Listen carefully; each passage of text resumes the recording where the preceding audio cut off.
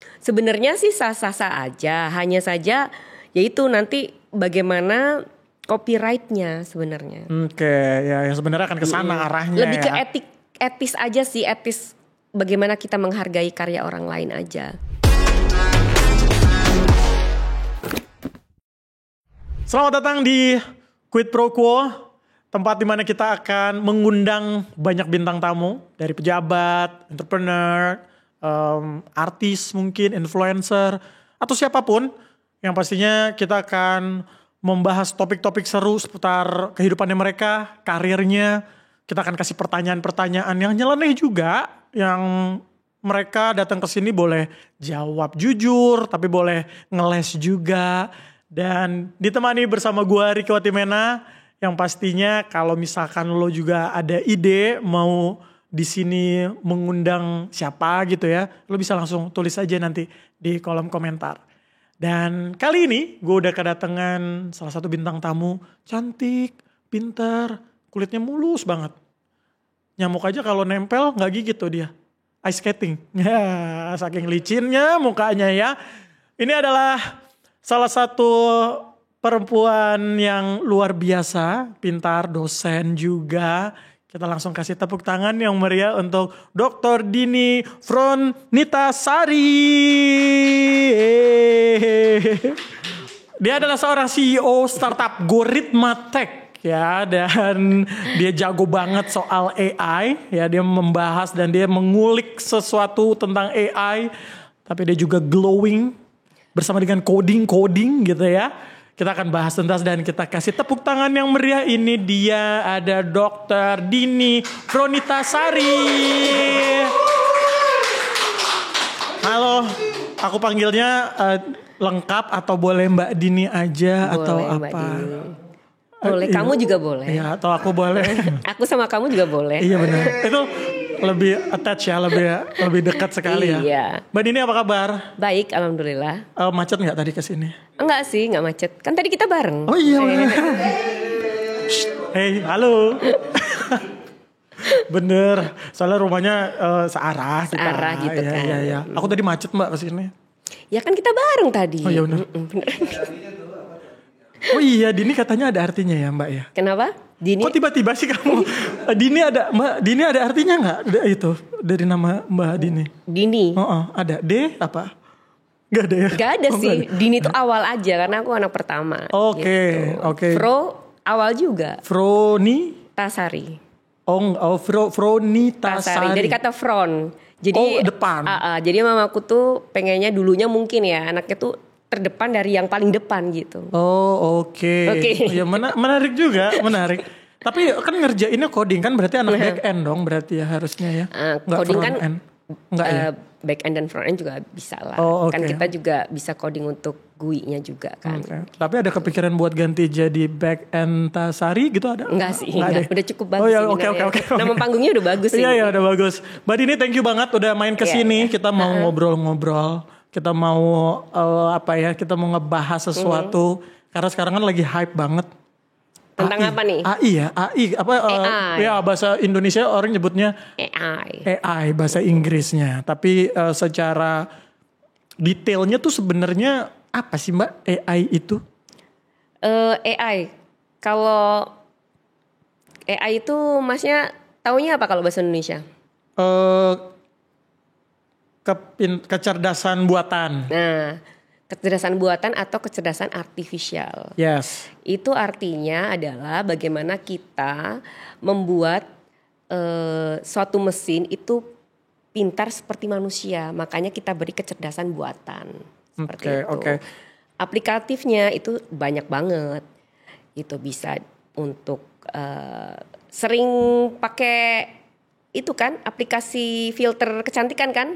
Iya dulu. Nah itulah contohnya ya. Benar, sama ini filter anjing yang di Snapchat dulu. Lemon. Iya, yang bisa melet kalau kita melet dia. Gitu. Iya, itulah. Itu AI itu termasuk itu AI. Ya? Itu masuk AI. Jadi secara kita tidak sadar sebenarnya aplikasi-aplikasi AI itu sudah banyak di sekitar kita. Dan pasti masnya juga sudah pakai banyak aplikasi untuk kerjaan ya kan, untuk mempermudah.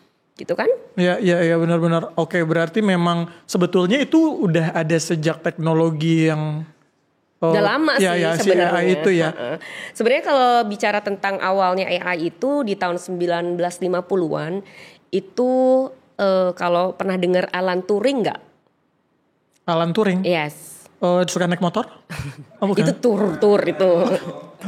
ya siapa Mbak? Alan Turing siapa? Iya, Alan Turing tuh sering dikenal dengan bapak AI-nya Indonesia. Oh, bapak dunia. AI dunia. Jadi sebenarnya tuh di tahun 50-an tuh AI itu sudah ada.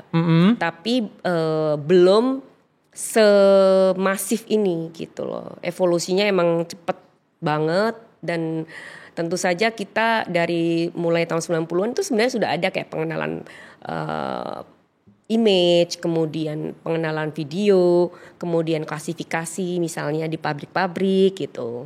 Itu sebenarnya sudah ada gitu. Hanya saja di tahun 2000 kemarin 5 tahun ke belakang, 6 tahun ke belakang, 10 tahun ke belakang itu lebih masif lagi penggunaannya dan diperluas lagi dengan adanya generatif AI yang seperti pakai ChatGPT, LLM gitu. Oke, menarik ya, dari situ akhirnya berkembang sampai sekarang. I see. Kan tadi Mbak Dini bilang filter yang kita pakai itu kan ya filter kecantikan gitu-gitu kan, itu termasuk AI yang bisa kita consume saat ini gitu ya. Sekarang orang jadi nggak harus make up. Boleh tahu sekarang Mbak Dini ini pakai AI atau enggak? Glowing? Oh enggak ya? Enggak. Soalnya kan ya cantik, apalagi kalau di berita-berita dosen cantik gitu kan. Oh seru banget nih ketemu dosen cantik yang ngajar dosennya cantik. Tapi pekerjaan utamanya berarti sekarang kalau ditanya sama orang Mbak Dini jawabannya apa? Researcher. Oke, tetap cuman itu ya. Cuman banyak orang yang taunya dosen gitu. Jadi gue nggak enak sendiri sama dosen gitu loh. Kenapa karena bukan dosen beneran gitu. Oh, dosen-dosenan. Dosen-dosen enggak lagi main dosen-dosen. Maksudnya dosen tetap pengajar lah ya sebetulnya. Pengajar yang dari praktisi ya, bukan pengajar reguler yang memang benar-benar profesinya seorang dosen gitu. Oke. Nah, tapi tetap glowing ini memang tetap menjaga badan juga, olahraga juga, jaga makan juga. Kalau glowing mungkin dari sananya ya. Oh gitu. Berarti sekarang udah nggak pernah ya pakai filter glowing gitu nggak usah ya? Dikit-dikit lah kalau bangun tidur nggak apa-apa lah. Oke. Menarik karena memang yang aku lihat kan sekarang ada orang yang memang fokus ngajar aja. Ya ada orang yang memang mau meneliti aja. Tapi kalau dari Mbak Dini sendiri mengajar itu memang udah jadi kesukaan, ya, panggilan. Kesukaan. Sampai sekarang pun juga masih ada beberapa panggilan untuk kuliah umum itu saya juga save. Karena dengan mengajar itu satu kita merewind juga apa yang kita pelajari. Apa yang kita riset juga kita merewind lagi kan. Dan itu juga salah satu cara saya untuk belajar sebenarnya. Suka banget ya Mbak belajar. Terus ketemu orang baru tuh saya juga seneng banget. Gitu. Kayak dapet energi baru gitu. Berarti IPA dulu waktu SMA Mbak Dini? IPA. Apa yang paling disuka? Biologi, kimia, fisika? Matematika sama biologi. Oh nggak masuk ya ketiga pilihan aku tadi ya. Matematika ya. Math. Olimpiadenya udah sampai tingkat nasional dulu. Aku dulu sempet mau ikut olimpiade itu tapi nggak bisa. Kenapa Mas? Emang di bawah NEM rata-rata.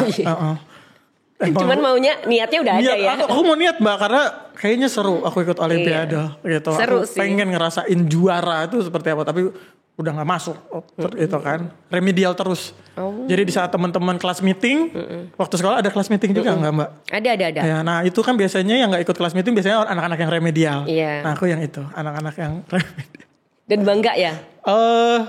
Lumayan bangga ya, karena aku juga nggak terlalu suka olahraga juga sebetulnya. Gitu. Terus sukanya apa dong? Gak suka belajar, gak suka olahraga? Aku sukanya main warnet dulu, Mbak Dini. Udah kelihatan, warnet yang ditutup-tutup gitu ya. Abis itu ada nggak semua yang ditutup, ada yang dibuka juga dong. Ada yang kayak gitu, main game gitu. Aku dulu tuh sukanya itu. Jadi perasaan dulu game belum seheboh sekarang. Game apaan dulu? Ada. Tenang, nggak boleh ngejudge ya. Ada juga dong game zaman aku tuh ada Dota, ada. Oh iya Dota. Ya kan, ada Counter Strike. Oh Counter CS. CS tuh tahu. Aku The Sims mainnya. Oh terlalu girly kan. Sampai merit gitu-gitu kan. Ada yang kayak gitu kan. Bener. Berarti main gamenya nggak main game yang Sudoku gitu-gitu? Enggak. Nggak suka? Mainnya gitu-gitu aja. Yang buat relax gitu ya? Rilis stresnya gitu aja. The Sims. Tetris gitu main? Enggak. The Sims sampai kaya banget. Oh gitu. Kan The Sims itu ada duitnya juga kan. Iya betul. Dia sampai kaya dari nol, dia sampai kaya. Aku kawinin orang kaya ini, pokoknya apapun aku lakuin biar kaya. Sangat strategikal sekali ya. Betul. Memang kayak gitu ya. Frameworknya tuh memang seperti itu ya. Iya, bener, seorang Dini ya bermain game aja harus ada strateginya gimana caranya dia kawin dan kaya. Ya, iya. Kan emang strateginya di The Sims itu kan kawin dulu baru dia bisa kaya. Kita ngambil harta dari yang mau meninggal kan. Bener terjadi sih emang di era-era yang sekarang. Banyak sih Mbak Dini yang sekarang. Serius. Jadi dulu tuh The Sims itu awalnya aku nggak tahu ini kita kerja lama banget kok nggak kaya ya gitu kan. Iya. Rumahnya kita cuma satu petak gitu kan. Kapan nih ini? Kapan akhirnya ya lihat ternyata kita harus main ke rumah orang kayanya. Kita rayu yang kakek-kakeknya itu, habis itu kita jadi istrinya, and then hartanya ke kita kalau dia meninggal. Betul. Memang harus gitu sih Mbak Dini, ada strateginya. Kita DM dulu ya kan. Enggak sih kalau ini kan di sini. Ketemuan, video callan, habis itu kita klaim Pak gitu. Iya benar. Minta duit dong Pak, hamil gitu enggak ya? Enggak. Itu di The Sims maksudnya ya kan ya Mbak ya. Tapi di The Sims gak ada DM. Oh iya bener, susah belokinnya nih. Iya. Tapi menurutku kalau ini aku mau nanya aja sih sudut pandangnya Mbak Dini gitu ya. Sebagai seorang researcher gitu ya. Kan critical thinkingnya sangat dilatih ya. Iya betul. Jadi kritis terhadap segala sesuatu. Iya betul. Nah itu ada pengaruh gak di keluarga? Maksudnya sebagai seorang ibu, sebagai seorang istri. Iya banget. Jadi bias gak atau apa gitu, penasaran aja sih. Banget, jadi kayak gini, contoh ya, sama pasangan misalnya ya, ketika dia mengatakan sesuatu yang kayaknya nggak mungkin gitu, itu curigaan ya. Udah pertanyaanku tuh bisa kayak mode polisi gitu kan. Kayak gitu. Terus termasuk ke misalnya tontonan di rumah gitu. Suamiku kan sering nonton kayak kartun-kartun yang menurut aku tuh kan nggak ada gunanya gitu ya, maksudnya gak berguna gitu. Nah itu akan jadi bahasan yang cukup rame untuk kita berdua diskusikan bahwa nonton film itu harus yang kayak gini biar nambah pengetahuan lah, nambah knowledge lah kayak gitu sih. Lebih ke kritisnya lebih ke kayak gitu. Lebih ke situ ya.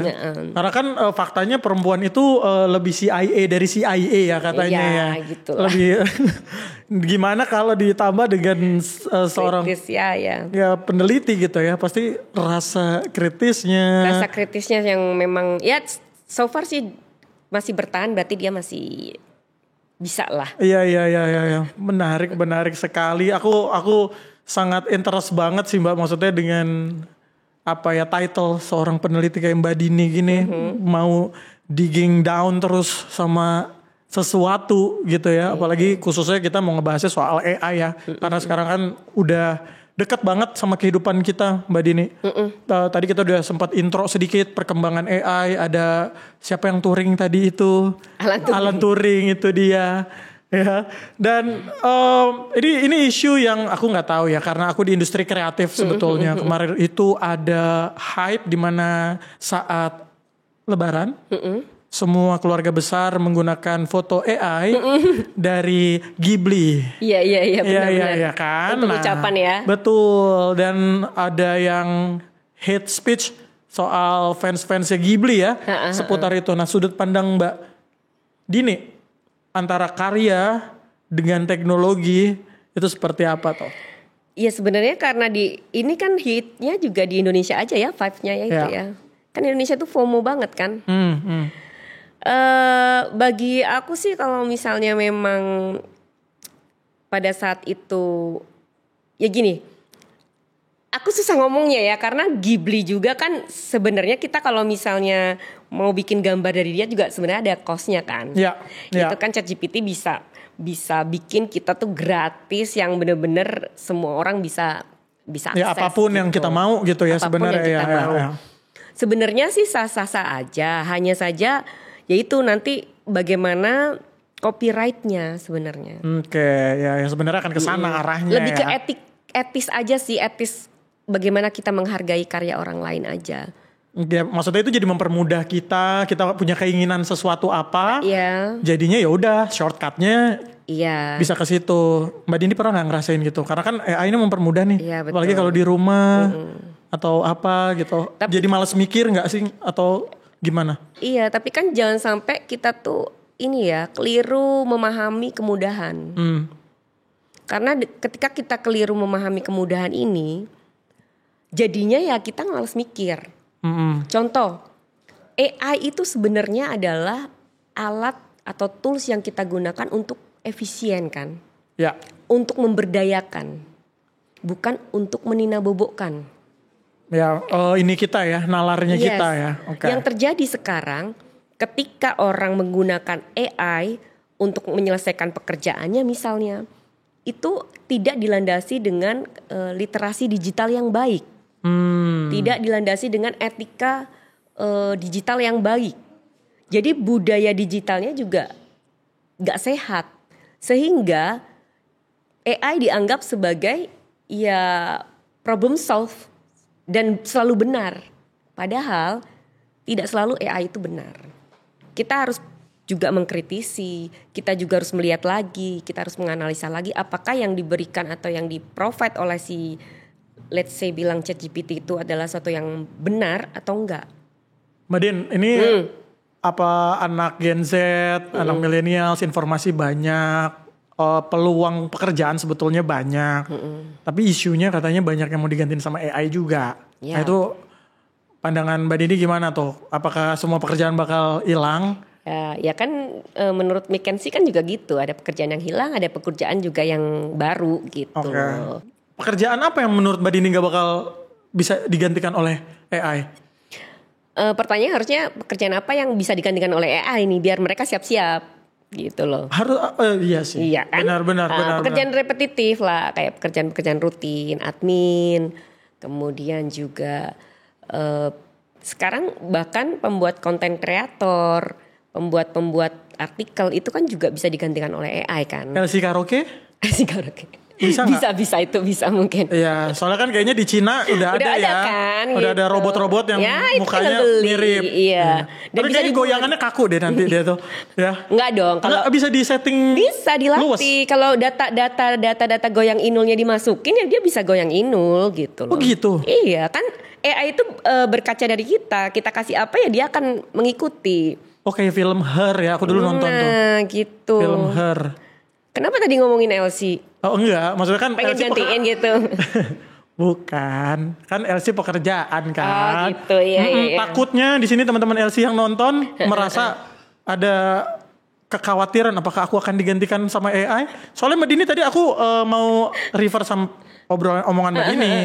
Pekerjaan yang repetitif. LC kan repetitif juga kan. Iya sih. Pekerjaannya kan. Iya. Gitu. Tapi kan mungkin ya nggak bisa digantikan emosionalnya jadi LC lah. Kan itu kan juga pekerjaan yang butuh emosional juga. Gitu. Iya. Sampai saat ini belum bisa. Mungkin suatu saat AI bisa gitu. Ya mungkin bisa ke arah sana ya. Ke arah sana. Ya, paling yang perlu di-highlight di sini mungkin teman-teman kita juga diskusi sama Mbak Dini juga. Ya hal-hal apa ya self developmentnya kita gitu ya, skill soft skillnya kita yang nggak bisa di cover sama AI. Yes, betul. Itu yang mungkin bisa kita push terus gitu ya. Ya itu menarik sih karena aku ngelihat sekarang mau bikin storyboard kalau aku karena aku di dunia kreatif ya, storyboard sekarang udah bisa. Yes. Teman-teman desain grafis kayaknya sudah terancam juga terancam kan ya. Ya banyak lah, bahkan penulis pun kan juga sekarang juga terancam. Iya. Kemudian juga kita lihat di pabrik-pabrik di China itu sudah mulai melakukan penggelapan pabrik namanya. Maksudnya jadi gimana? Mereka melakukan produksi, dimatiin gitu tapi lampunya? benar-benar mati lampu dan hanya alat yang bekerja, nggak ada manusianya gitu. Sudah mulai. Yang itu ya, yang automatically. Yes, automatication, yes. Oke. Tapi aku nggak tahu ya. Ini baca berita yang di Cina juga ada udah dilegalkan drone taxi ya, drone taxi yang tanpa awak tuh ya. Jadi itu juga menjadi apa ya, mengancam supir-supir taksi ya, food delivery kalau di Indonesia udah ada gitu kan? Iya ya, cuman kan tetap aja kalau misalnya saya nggak tahu di China sudah ada regulasi yang membahas itu apa belum ya? Karena dengan adanya kayak gitu, kebayang kalau kecelakaan itu, maksudnya ada polisi di atas atau gimana gitu kan? Iya, feeling aku ya polisi udara jadinya udara kan iya, jadinya, gitu. Sama ya. Taksi tanpa driver ya Mbak Dini? Iya, kalau taksi sama tanpa driver atau autonomous car itu aku udah pernah nyobain di Los mana? Angeles di Amerika. Oh, di LA. Di LA. Kebetulan aku tinggal di LA juga. Oh, gitu. Iya, Lenteng Agung. Iya. Itu apa experience-nya? Ya karena di aplikasi itu nggak dibilang bahwa dia autonomous car. Begitu datang itu memang nggak ada supirnya. Oh, terus kita kita dari aplikasi itu kita buka pintu, kita masuk, terus di situ ada tombol start, ya udah dia jalan sendiri sesuai dengan permintaan kita kemana. Pas berhenti taksi nyampe tempat tujuan, dia buka pintu sendiri. Oh, tapi di dalamnya nggak ada suara teriakan-teriakan sesuatu? Apa? Takutnya supirnya di bagasi diikat gitu, enggak ya? Enggak juga sih. Enggak ya? Enggak ya? Oh, takutnya kan gitu kan? Iya, tapi emang kosong itu nggak ada setirnya, nggak ada apa, nggak ada setiran gitu. Oh, jadi dashboard aja. Dashboard aja. Dan yang aku naikin ya. Kalau yang lain kan aku lihat ada beberapa yang pakai setir juga. Pintunya masuk kebuka sendiri, Mbak? Kebuka sendiri. Oh, otomatis gitu. Otomatis. Oh, menarik ya. Iya. Itu udah sebegitunya. Iya. Ya, dan kalau di Indonesia gimana, Mbak, menurut dirimu? Kalau itu ada gitu di Jakarta gitu? Belum lah. Macet-macetan itu kayak nggak ada dialog ya, Pak. Udah berapa lama kerja jadi supir? Karena dari sisi regulasi kita kan juga belum siap. Belum bisa ya. Terus dari sisi infrastruktur jalan di Indonesia, Iya sih, benar sih. Terus kalau ada ya bisa kacau juga. Iya sih. Tapi aku harap itu ada sih sebetulnya ya. Ya mungkin maybe ya 15 tahun lagi atau 20 tahun lagi mungkin ada. Iya. Kenapa? Soalnya kadang-kadang di saat kita lagi capek, lagi nggak pengen diajak ngobrol sih sama bapak supir taksi kan sebenarnya ya. Tapi itu juga kan berarti supir juga terancam dong kan. Iya. Driver. Ya dia harus mikirin second plan-nya ya. Dia harus ngapain. Gitu. Jadi LC. Karena kalau orang Indonesia itu benar-benar ini banget ya. Maksudnya kalau penerapan AI di Indonesia itu sendiri, benar-benar kalau dari pribadi saya, in my opinion itu harus disesuaikan sama masalah-masalah lokal yang ada di Indonesia. Ya, biar nggak sembarangan gitu ya. Iya, karena kalau kita berkiblatnya pada teknologi yang diciptakan Eropa misalnya, dia nggak tahu tuh sawah kering. Iya. Dia nggak tahu tuh kolam-kolam budidaya di Indonesia yang kotornya begitu gitu. Betul, jadinya ya secara target marketnya, permasalahannya, problemnya juga disesuaikan kan. Iya. Gitu. Ya meskipun ada yang sudah mau menyelesaikan permasalahan dengan teknologi kan. Siapa? Ya meskipun ternyata melakukan pembohongan publik juga ya dengan investor kan. Oke. Enggak sih. Kalau teknologinya bagus dia. Iya, teknologi bagus. Tapi balik lagi ke people ya sebenarnya. Kembali ke oknumnya saja. Dan itu kan juga belum tentu benar ya. Itu masih dalam tahap penyelidikan gitu. Tapi itu salah satu contoh penerapan AI yang berdampak positif. Ya, gitu. Ya. Ini banyak berita yang simpang siur mungkin di luar sana tentang penggunaan AI itu sendiri, gitu ya. Itu yang kadang-kadang bisa disalahgunakan, apalagi pinjol, teknologi untuk autentikasi dengan ID kita itu bisa disalahgunakan. Itu yang menurutku juga jadi problem juga sih, Mbak ya. Itu menurutku jadi problem juga tuh. Yang membuat kita jadi nggak punya boundaries ya dengan dunia digital satu sama lain gitu ya. Karena gini, kalau kita bicara autentikasi itu sebenarnya ada 3 hal penting, Mas.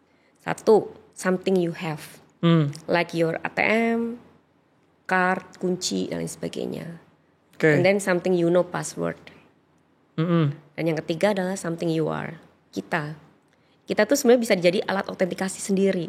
Diri kita, iris kita, face kita, vein kita itu bisa dijadikan mata ya. Alat ya, iris tadi saya bilang. Oh iya, itu bahasa Inggrisnya. Yes. Maaf. Oke, terus Mbak? Ya Kalau bicara tentang penggunaan AI dalam hal ini, sebenarnya kalau itu benar-benar digunakan, misalnya kita pinjol dengan memakai KTP orang lain udah nggak bisa sebenarnya. Gitu. Apakah AI bisa menggantikan mertua? Bisa gak sih Mbak? Enggak ya? Maaf. Sorry. Tadi tiba-tiba kepikiran di kepala saya. AI bisa menggantikan pekerjaan, apakah dia bisa menggantikan mertua? Enggak ya, itu hampir semua yang ada di diri kita bisa membantu teknologi gitu ya. Bisa bekerja sama dengan teknologi yang akhirnya bisa mempermudah kita juga sebetulnya kan ya. Iya, intinya ya itu sebenarnya mempermudah. Menambah wawasan, mempermudah. Tapi ya itu kembali lagi, kita jangan sampai salah memaknai kemudahan itu gitu. Iya sih, benar, karena orang tuh kadang-kadang udah ngerasa mudah, jadinya ya udah, iya kan? Karena nanti efeknya itu bukan sekarang, nanti kita jadi malas mikir, kita jadi kecanduan gitu kan. Sekarang kan dengan teknologi AI, apa yang dunia tuh kan sebenarnya terasa lebih mudah kan. Tapi gini, kalau misalnya ya filosofinya juga ya, sekarang ini anak SD deh gitu ngerjain PR pakai ChatGPT kan. Ya. Itu kita sebagai orang tua gimana? Harusnya ngizinin atau enggak? Kalau aku ngizinin biar cepet. Tapi harus di paraphrase lagi, maksudnya tetap harus di ini lagi lah. Mengerjakan tugas pakai ChatGPT diizinkan? Untuk cari tahu aja kali ya. Oh ya kan, boleh dong. Ya harusnya, kalau Mbak Dini lebih kontra dong. Ya. Kalau harusnya kalau sebagai orang tua tuh ChatGPT itu tidak untuk mengerjakan tugas, tapi untuk memahami konteks materi, boleh.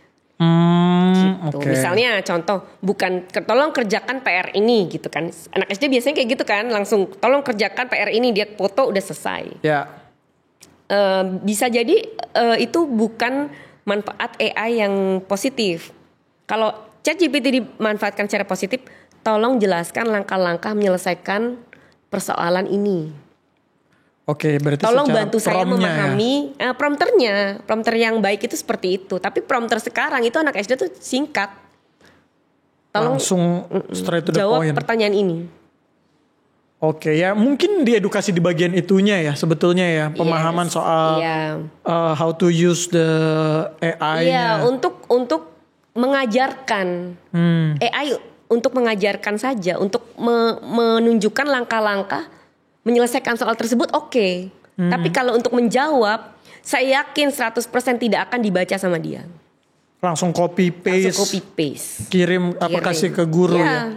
Betul. Ya. Sama ketika kita membuat tugas di perguruan tinggi gitu. Mahasiswa sekarang. Itu rata-rata jawabannya adalah jawaban ChatGPT. Meskipun ada Turnitin. Iya itu kan Turnitin itu untuk melihat. Ya buat cross check semua. Cross check kan. Meskipun kita paraphrase, kita pakai TwinGPT lah, pakai whatever itu, tetap bahasa mesin dengan bahasa alami yang keluar dari pikiran kita itu berbeda. Gitu. Ya itu sebetulnya terasa ya. Seharusnya key point-nya aja, nanti per key point itu kita terangin aja sendiri. Gitu. Nah ini menurut Mbak Dini sendiri antara ChatGPT sama chat mantan tuh lebih baik mana? Ya ini pengen tahu aja dari sudut pandang ilmuwan kan. Saya nggak punya mantan, gimana dong Mas? Masa? Kok bisa? Satu langsung jadi Mbak? Langsung sampai nikah? Nggak punya satu maksudnya. Nggak punya satu. Soalnya tadi bilangnya kan banyaknya memanfaatkan untuk minta contekan. Iya. Jadi lebih bagus chat GPT ya? Lebih bagus chat GPT lah. Bisa membantu kehidupan kita, bisa membantu urusan kita. Kalau gini loh, chat GPT itu kayak api. Api bisa untuk membakar nggak? Bisa. Tapi bisa untuk masak kan? Bisa. Nah kayak gitu. Chat mantan? Bisa menimbulkan api-api lagi sebetulnya kan? ini lagi kenapa ya? Mantan mulu yang dibahas gitu. Apakah ada mantannya di sini? Bu, enggak ada. Maksudnya kan mantan itu dibuang ke tempat sampah harusnya. Enggak juga kalau aku lebih kalau memang bisa di maintain, dijaga hubungannya, maksudnya kan ya gitu deh ya, kita harus menjaga hubungan baik aja sama mantan. Gitu. Harus Ya gitu deh Mbak ya, nggak usah dipanjangin lagi ya. Ya, karena kita ngelihat sekarang, kita lanjut lagi Mbak ya. Kita ngomongin tadi AI, perkembangannya ChatGPT, meskipun banyak kompetitornya selain ChatGPT juga. Ada Gemini, ada ya itu semua. Itu aku cuman pakai antara Gemini atau ChatGPT sih gitu ya. Maksudnya tuh balik lagi ke yang berbayar nggak? Gemini aku berbayar kok, aman, tenang aja. Nggak usah terlalu ini dong, kayaknya ini banget. Oh ini kalau Mbak Dini pakai semua ya, nyobain semua. Karena harus ngulik semua ya. Pak, hampir seluruhnya aku coba-coba. DeepSeek aku pakai, Dell aku pakai. Sampai agentic AI yang untuk coding program aku juga sering pakai gitu. Tapi ya sering pakainya hanya untuk nyoba sebenarnya. Aku lebih seneng tuh kayak ngerjain ChatGPT-nya itu. Kayak bikin prompter ngetes terus gitu ya. Terus dia bisa semaksimal apa. Jujur aku pakai Gemini karena aku Gemini sebetulnya. Jujur. Red flag banget. Iya, tapi aku kayak interest kok. Tapi kenapa ya cowok Gemini tuh red flag banget loh? Dari sudut pandang mana dulu? Dari sudut pandang aku. Bener juga sih. Nggak, maksudnya lebih ke apa konteksnya? Konteksnya apa nih, tentang apa? Tentang apanya? Tentang semuanya, tentang ya orang Gemini itu kayak orang yang sok ganteng gitu loh. Ngerti gak sih? Enggak semua. Enggak. Dia tuh tapi good looking rata-rata Gemini. Tapi gue selalu ketemu orang Gemini tuh red flag. Ahmad Dhani? Gue selalu red flag ketemu Gemini. Oke, red flag. Yes. Ya, karena mungkin terkenalnya lebih ke friendly-nya. Dia gampang bisa berbaur dengan satu dengan yang lain. Enggak sih, lebih ke beberapa kali relationship dengan Gemini itu kayaknya mereka memang red flag-nya sama, hampir sama. Ya gitu, ya nah gitu. Gitu. Itu ya. Poinnya di situ sebenarnya. Jadi bisa disimpulkan red flag-nya Gemini menurut Mbak Dini ya itu. Aku sebagai Gemini tidak setuju. Yes. Tidak semua laki-laki Gemini kayak gitu. Karena menurutku Gemini banyak tahu. Ya itu Gemini itu ya AI ya ternyata ya. Tapi ya itu maksudku Mbak. Salah satu alasannya pakai Gemini karena namanya unik dan penasaran aja. Ada critical thinking kenapa Google kasih nama Gemini. Ya kan? Itu pasti ada reason tertentu dong. Karena pembuatnya mungkin Pak Joko Widodo bukan ya, karena Pak Jokowi Gemini ya. Sorry. Pak Jokowi Gemini ya? Gemini. Oke. Maaf Pak. Kalau Mbak Dini kalau misalkan boleh dapat kesempatan untuk bikin AI. Kira-kira mau bikin AI apa? Aku. Ya, kamu. Kira-kira mau bikin apa? Jangan bilang mau bikin ini ya reminder skincare malam gitu ya, jangan ya. Enggak sih. Karena itu bisa diingetin suami soalnya kan. Kalau aku sih lebih realistis aja ya, karena kita hidup di Indonesia ya, kita build AI yang sesuai dengan permasalahan yang ada di Indonesia. Gitu yang tadi satu top of mind yang ada di mungkin saya akan bantu petani-petani di budidaya ikan gitu ya, karena kita kan lagi mendukung programnya Pak Prabowo untuk makan siang gratis bergizi. Proteinnya kan harus tinggi gitu ya, harus dari ikan juga kan bisa kan. Nah sampai sekarang bukan akan dibuat sih, ini sedang saya buat sama teman-teman. Sebuah sistem monitoring dan controlling untuk mengontrol environment dari budidaya ikan itu.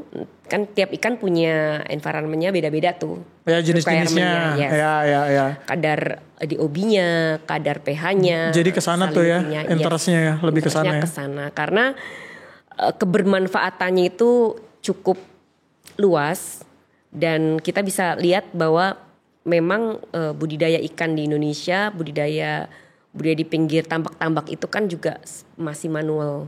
Walaupun ada tadi startup yang dibilang, cuman sampai sekarang belum menjangkau di daerah-daerah yang di luar Pulau Jawa itu belum menjangkau ke situ. Oh jadi itulah salah satu keinginannya seorang Dini kalau mau bikin AI. Tapi dari tadi kita ngomonginnya teknologi mulu kan Mbak Dini karena dirimu juga backgroundnya itu kesehariannya hobinya ada nggak atau apa hobi gitu? Apa? Ya apapun. Baca sama free dive. Baca sama free dive. Free dive sambil baca pernah? Nggak pernah sih. Oh nggak pernah ya. Siapa tahu mau mengkombinasikan kan? Ya nggak bisa juga, basah lah bu. Bukunya. Udah dicoba belum? Belum sih. Ini. Coba nanti kamu ajarin ya. Boleh, aman. Biasanya free dive di mana? Aku sih di Jakarta Timur. Di kolam. Kalau free dive tuh harus berapa meter sih? 3, 4 ada ya? 5, 10, 15. Oke. Nanti itu, baru kita ke laut. sebelum latihannya memang harus di kolam biasa dulu. Paling dalam udah di berapa meter Mbak? Aku udah di 15. 15 meter? Itu memang yang harus itu kan ya, pakai googles yang ditutup. Iya. Sampai mimisan, gak sadar. Oh karena ini ya ada tekanan yang beda ya. Itu dari kapan Mbak suka free dive? Dari merasa stres. Jadi gini, setiap orang ketemu aku tuh gini, wih. Tiba-tiba dari stres langsung free dive? Iya, jadi awalnya nih. Setiap orang ketemu aku tuh pasti menganggap dengan proporsi tubuh aku yang sekarang tuh aku rajin olahraga. Oke. Jadi aku merasa bersalah dong ya, kayak penipuan gitu kan. Padahal gue kan gak suka olahraga gitu kan. Orang tuh bilangnya, Din lu suka olahraga ya, badan lu bagus. Badan lu bagus, suka olahraga ya. Mau jawab iya tapi bohong. Iya, pipi lu six pack gitu ya. Mau ngomong enggak, tapi juga gimana gitu kan. Iya. Ya akhirnya ya karena aku emang gak suka olahraga, aku cari olahraga yang aku tuh kayak tertantang tuh apa ya gitu. Olahraga apa yang... Terus aku lihat di salah satu berandaku tuh orang free dive kok kayaknya enak gitu kayaknya dia. Terus dia bilang di free dive itu kita ada sepersekian detik otak kita tuh kayak ngeblank gak mikir apa-apa dan itulah yang kenikmatan yang dialami seorang free diver. Pingsan kali itu? Enggak pingsan. Enggak soalnya otaknya sepersekian detik ngeblank kayak gitu. Quiet gitu Iya, loh. aku tuh ngebayanginnya kayak apa lemas gitu kan. Enggak. Karena kan maksudku ya temanku ada lah yang hobi free dive juga. Aku interest, aku tuh suka berenang. Terus begitu ngeliat update-annya dia, kebetulan dia jadi pekerjaannya side jobnya jadi mermaid di itu ya di akuarium yang ada gitu. Terus aku kayak penasaran. Itu mermaid beda lagi loh. Iya tapi maksudnya dia juga sama gitu-gitu lah ya. Iya dia latihannya juga kalau misalkan dia lagi nggak kerja ya dia free dive juga ada kok komunitasnya teman-teman yang lain gitu. Terus aku kayak ya dia ngasih tahu ada beberapa kejadian-kejadian ya mimisan. Iya mimisan seringnya mimisan. Ya kayak gitu-gitu. Tapi kalau habis free dive itu ya itu kayak plong banget kayak kita habis lari 30 kilo gitu. Rasanya.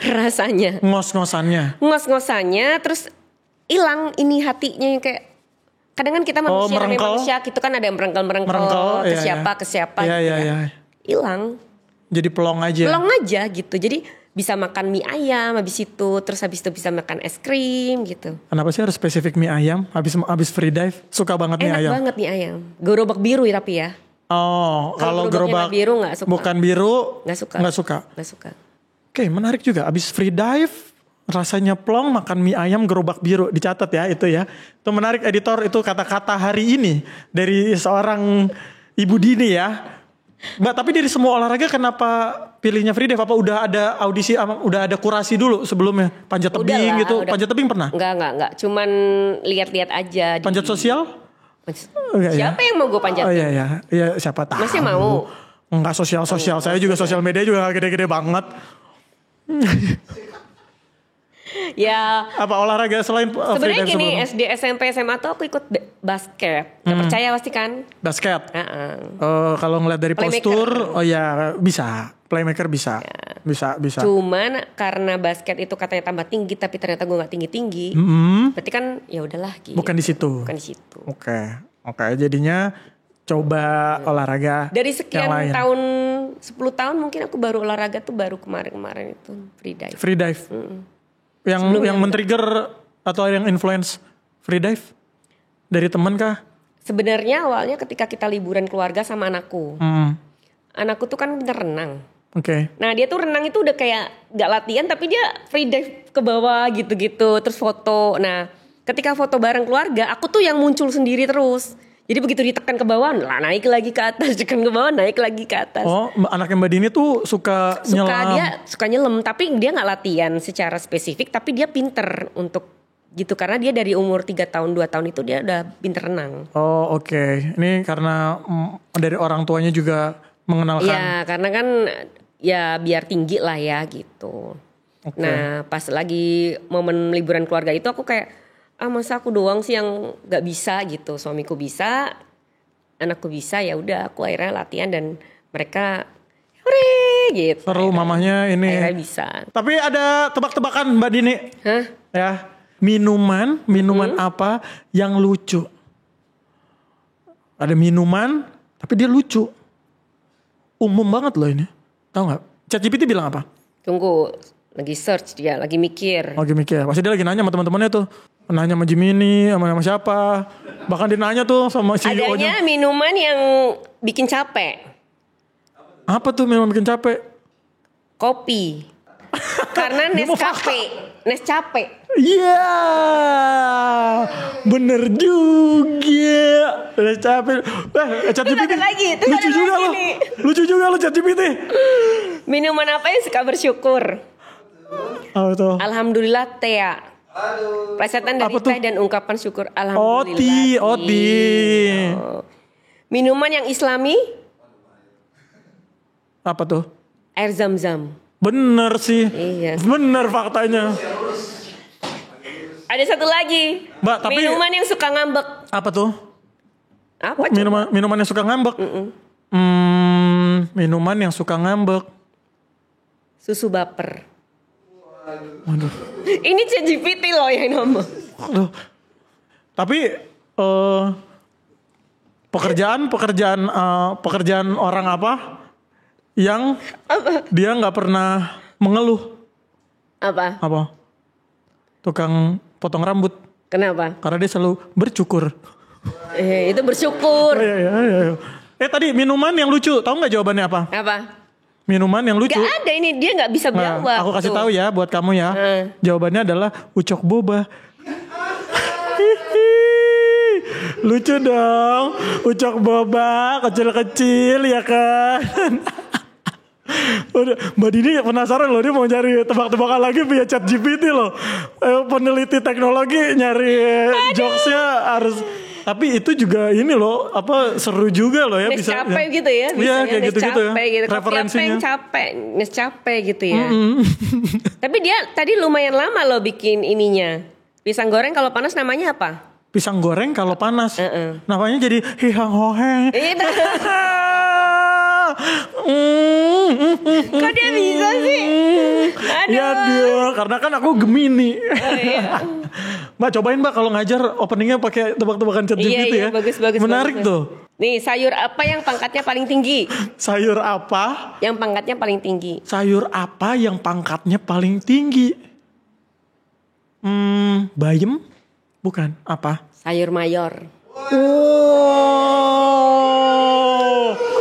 Tapi sayur apa yang dia cowok banget? Sayur apa?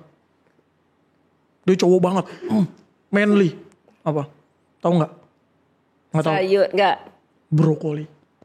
Oh, Brokoli. Ya.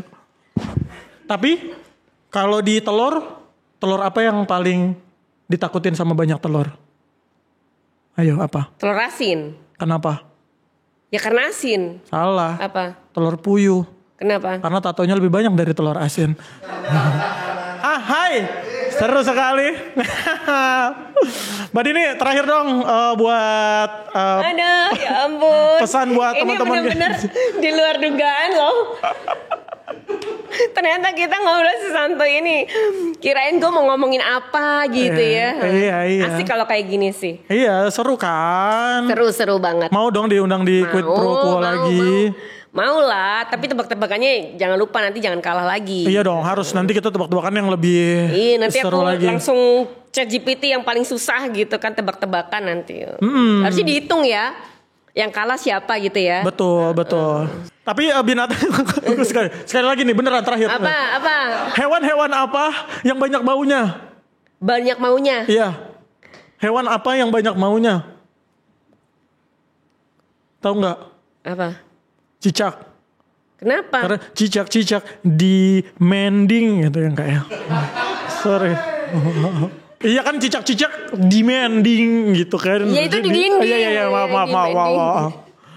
Mbak, oke, kita ini udah closing, kita udah di penghujung acara hari ini. Mbak, boleh dong pesan terakhir buat teman-teman Gen Z di luar sana, gimana supaya bisa punya excitement, mau belajar biar bisa sepinter Mbak Dini, apa perlu nginep di perpus kampus gitu ya.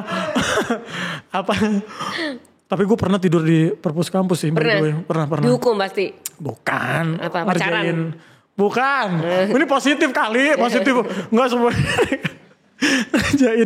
ngerjain skripsi dulu. Gimana Mbak supaya bisa sepintar Mbak Dini? Enggak lah, aku enggak juga pinter lah. Biasa aja. Ya gimana biar sepintar Ki Joko Bodo gitu kan? Enggak kan? Sepintar Mbak Dini lah. Orang bintang tamunya Mbak Dini. Iya maksudnya nanti dikira sombong. Oh iya. Ya pokoknya buat generasi muda di era AI yang sekarang evolusinya nggak eksponensial ya, berubahnya itu cukup cepat gitu ya. Ya beradaptasilah gitu. Kita tidak ya berhentilah menjadi user, kalau bisa kita menjadi pengarah dalam teknologi itu sendiri sehingga kita tidak kecanduan, dan kalaupun bisa lagi jadilah kreator. Luar biasa. Seru sekali pembahasan kita hari ini bareng sama Mbak Dini. Thank you banget Mbak Dini. Kita udah ngobrol berbagai macam topik dari soal AI sampai tebak-tebakan ya. Sangat seru sekali. Thank you juga buat teman-teman yang udah nonton sampai akhir. Jangan lupa kalau misalkan lo suka, share ke teman-temannya, jangan lupa like dan komen juga kalau misalkan ada ide mau